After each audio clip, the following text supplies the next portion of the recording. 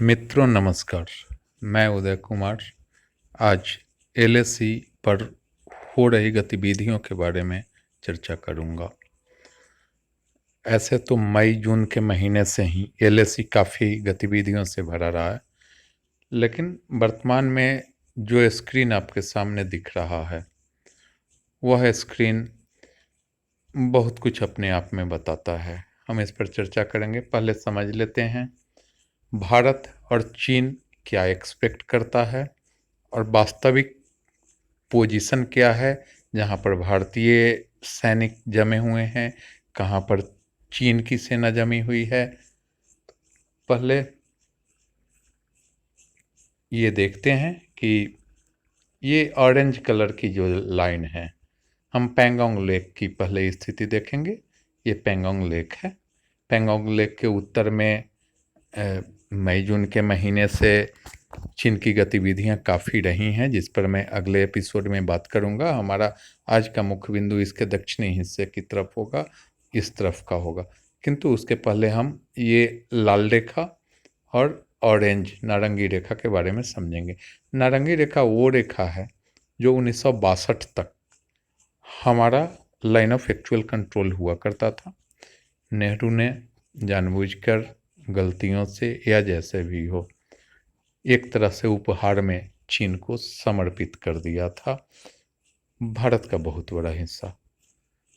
अर्थात जो orange line है वह 1962 तक की स्थिति है और भारत आज भी उसको मानता है, अपना एक्चुअल एलएसी मानता है। अब हम लाल रेखा पर आते हैं। लाल रेखा ऐसी रेखा है जिसको चीन अपना सीमा रेखा मानता है। आवश्यक नहीं कि वह उन सीमा रेखा तक उपस्थित हो, उसकी उपस्थिति जरूरी नहीं कि इन सीमा रेखा तक हो ही, किंतु इस सीमा रेखा तक वह अपनी उपस्थिति चाहता है या अपना क्लेम करता है कि यह क्षेत्र हमारा है। अब हम आते हैं पैंगोंग लेक के पास। पैंगोंग लेक से फिर हम दूसरे क्षेत्र में बढ़ना शुरू करेंगे। पैंगोंग लेक काफ़ी बड़ा है। एक ऐसा लेक जो कि ग्लेशियर और स्नो के कारण जिसका निर्माण होता है, किंतु इसका एग्जिट नहीं हो पाता है। इसके ठीक नीचे एक और लेक है और वर्तमान में मुद्दा इसी लेक के आसपास छिड़ा हुआ है। आइए पैंगोंग लेक पर हम इसके उत्तरी किनारे की चर्चा फिर कभी करेंगे। आज दक्षिणी किनारे पर बात करते हैं, लाल रेखा पर बात करते हैं। ये लाल रेखा से सटे हुए पैंगोंग लेक के दक्षिणी किनारे पर आते हैं। यहाँ पर एक हेलमेट टॉप के नाम से ऊंचाई है, जिसकी ऊंचाई, जिस चोटी की ऊंचाई है 4680 मीटर।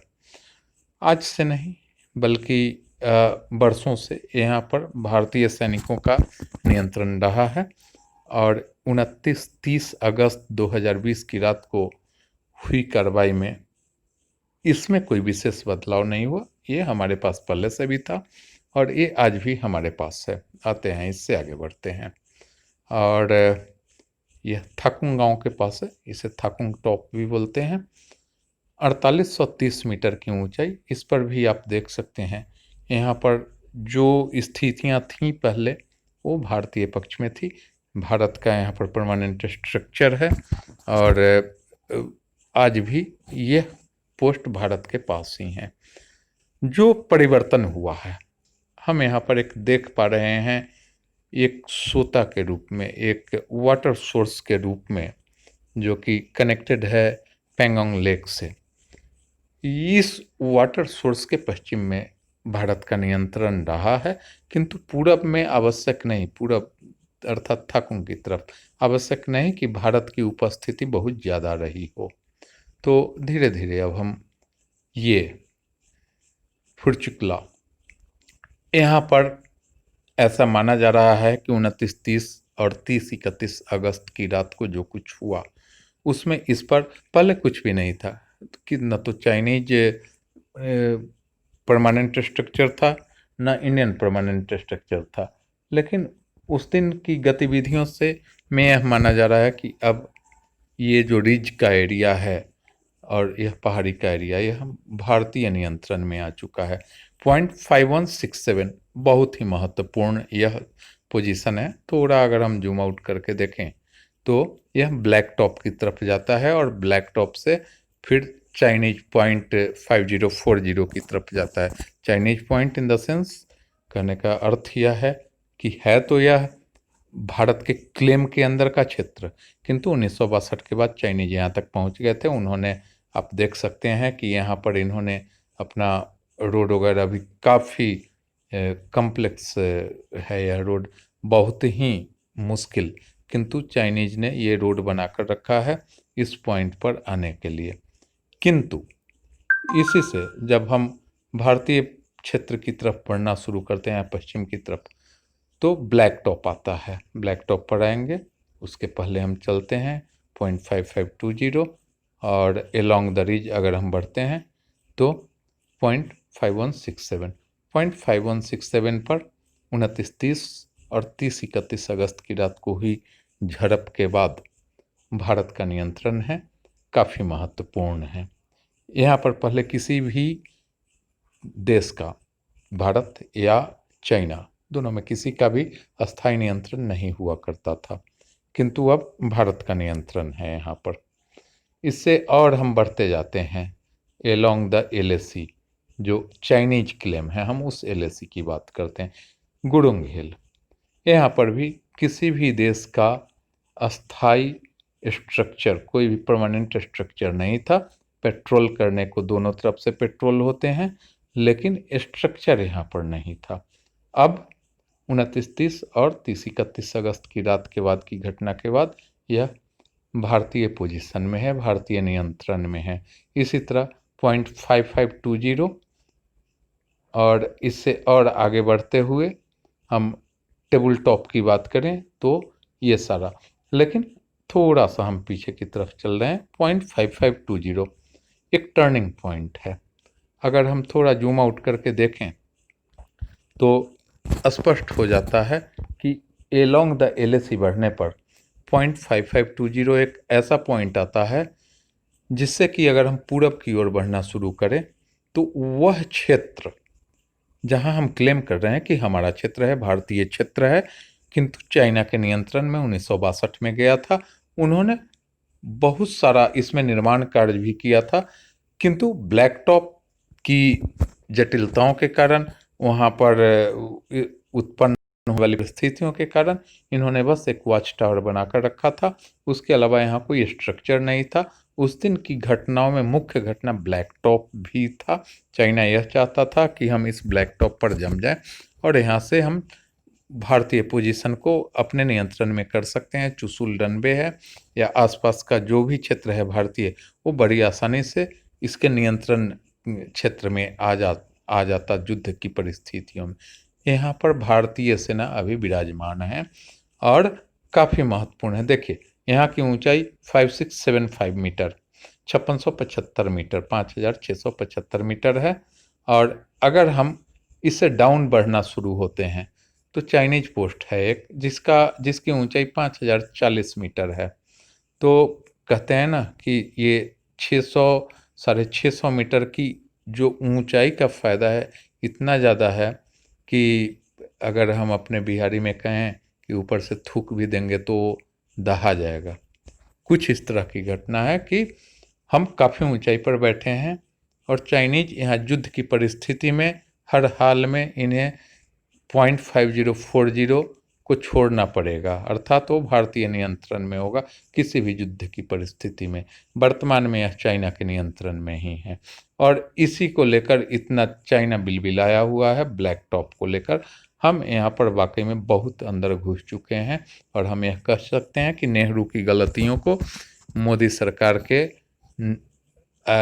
इंस्ट्रक्शन में भारतीय सेना को जो ताकत मिली है, उस ताकत का फ़ायदा उठाते हुए इन्होंने अपना शौर्य प्रदर्शन किया है और इसे वापस लिया अपने नियंत्रण में। अब आते हैं टेबल टॉप, जहाँ से पूरे विवाद की जड़ यहीं टेबल टॉप से शुरू हुई थी। यह भारतीय नियंत्रण में है। टेबल टॉप की ऊंचाई भी 5190 मीटर। इससे और आगे बढ़ते जाते हैं साउथ की तरफ एलोंग द एलएसी, तो टेबल टॉप के पास का एरिया जो कि गुरुंग एरिया है, और इसके साउथ का एरिया टेबल टॉप के आगे बढ़ने पर एक एरिया मगर आता है। इन दोनों के बीच में एक मैदानी क्षेत्र जैसा आता है जो कि दो पहाड़ियों के बीच में है। इसे स्पैंगुर गैप कहते हैं। इस स्पैंगुर गैप पर समझने का हम ये कोशिश करेंगे। इससे हम थोड़ा पूरब की तरफ बढ़ते हैं। हम देखते हैं यहाँ पर चाइनीज पोस्ट 4310 ऑलमोस्ट मैदानी क्षेत्र में ये झील के किनारे बसा हुआ, और यहाँ से इन्होंने शानदार रोड कनेक्टिविटी बनाकर रखा था। भारतीय नियंत्रण तक वहाँ पहुँचने के लिए इनका रोड कनेक्टिविटी बहुत ही शानदार था। अब यह रोड और इनका जो पोस्ट वगैरह था ये भारतीय नियंत्रण में आ चुका है। इससे लगा हुआ भारत का एक रनवे है, चुशुल एयर स्ट्रिप। इस बेसिकली जो 29-30 की रात को जो घटनाएं शुरू हुई थी, चाइना का उद्देश्य यही था कि हम इस पर नियंत्रण पालें।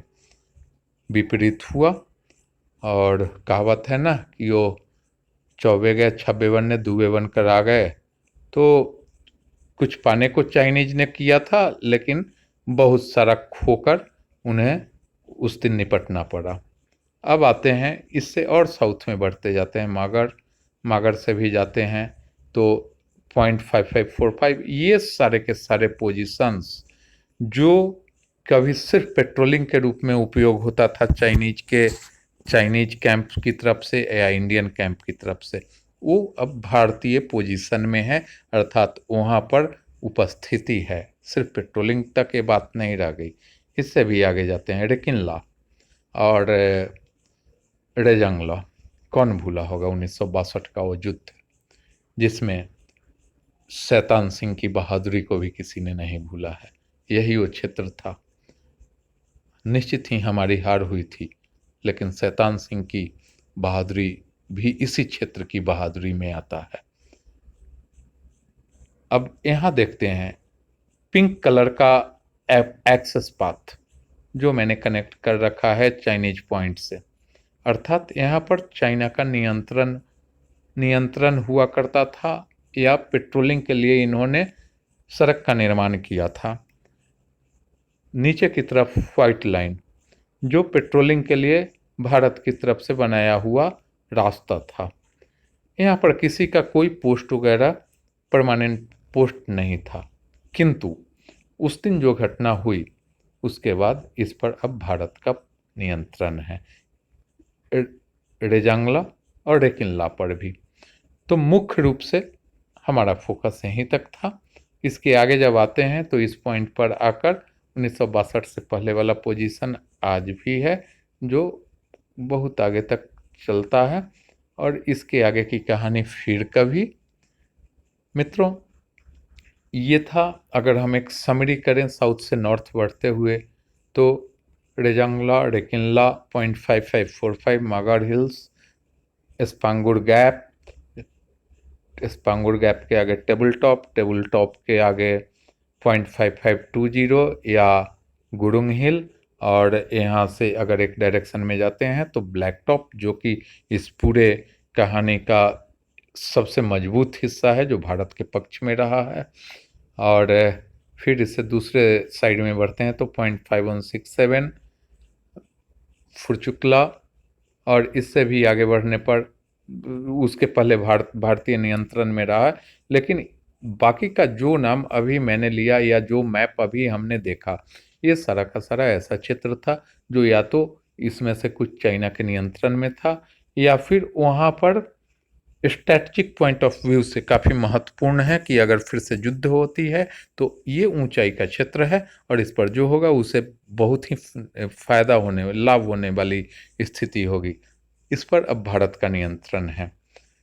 ऐसा सुनने में आ रहा है कि इन ऊंचाइयों पर अगर हम नॉर्थ की बात करें, पैंगोंग त्सो के नॉर्थ की बात करें, तो ये तो सैटेलाइट डाटा ये कह रहा है कि यहाँ पर चाइना ऑल एलोंग LAC अपना पोजीशन बना चुका है।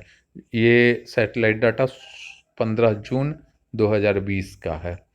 तो इसमें ऐसा सुनने में अभी आ रहा है कि विगत 3-4 दिनों में जो झड़पें हुई, अर्थात 29-30 तारीख की रात से जो झड़पें प्रारंभ हुई हैं, उसमें भारतीय सेना भी इन ऊंचाइयों पर पहुंच चुका है। पहले भारतीय सेना फिंगर 4 के नीचे या फिर फिंगर 3 के ऊंचाइयों पर या फिंगर 3 के नीचे वाले हिस्से में उपस्थित थी, लेकिन ऐसा सुनने में आ रहा है कि अब भारतीय सेना भी LAC के पास उपस्थित है, अर्थात काफ़ी क्लोज यहाँ पर अगर युद्ध की स्थिति बनती है तो बहुत ही नज़दीकी युद्ध होगा।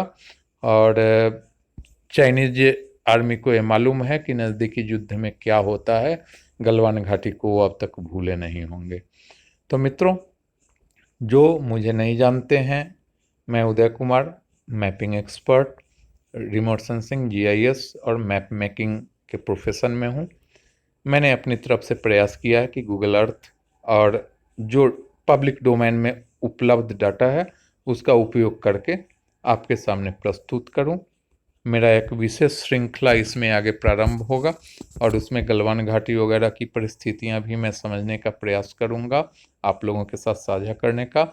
और एक डिटेल्ड एनालिसिस मैं करूंगा पेंगोंग लेक के नॉर्थ का, जो चाइनीज जिन्होंने या तो 100-200 मीटर अंदर घुसकर उन्होंने कब्जा कर रखा है रिसेंटली, या फिर ऑल एलोंग LAC वो जम गए हैं। अगर वो जम गए हैं तो उनके लिए वो स्ट्रेटजिक पॉइंट ऑफ व्यू से काफ़ी महत्वपूर्ण है। और अगर इंडियन आर्मी वहाँ पर पहुँचती है तभी जाकर इंडिया के लिए बराबरी की बात होगी। अन्यथा नॉर्थ में, पेंगोंग के नॉर्थ में अभी भी चाइनीज एक बेहतर स्थिति में है। इस पर चर्चा अगले एपिसोड में करेंगे। अगर आपको बेहतर लगा हो, अगर आपको अच्छा लगा हो मेरा वीडियो, तो लाइक करें, हमारे चैनल को सब्सक्राइब करें। जय हिंद, जय भारत, वंदे मातरम।